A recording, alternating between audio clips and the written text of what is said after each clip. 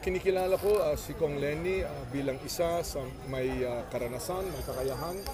Kitang-kita sa kanyang pananalita, ang Pangulo rin mismo nagsabi at kinilala ang kanyang kakayahan, karanasan.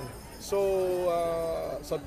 wala pang formal na pag-uusap sa kay Kong Lenny at darating din. I don't want to put any kind of percentages, no? But kilala naman natin si Kong Lenny.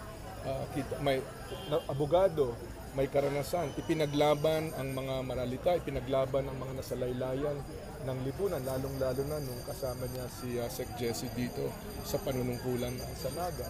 Itong nakaraang taon ay sinulong niya ang kapakanan. Siya mismo nagbigay ng konting report card.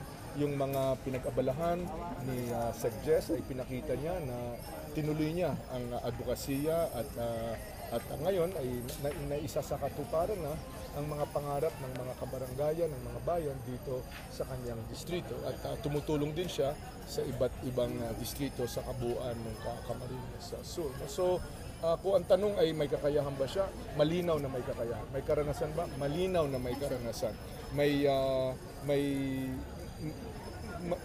Kumbaga, may pinanghuhugutan ba siya, no? At siya ba ay kabahagi ng Daang Matuwid? Malinaw na kabahagi siya ng Daang Matuwid. So, dun sa mga batayan na yon ay isa siya sa mga, kung pinagpipilian, isa siya sa mga dapat na ikonsidera. Sir, may tanong sa likod.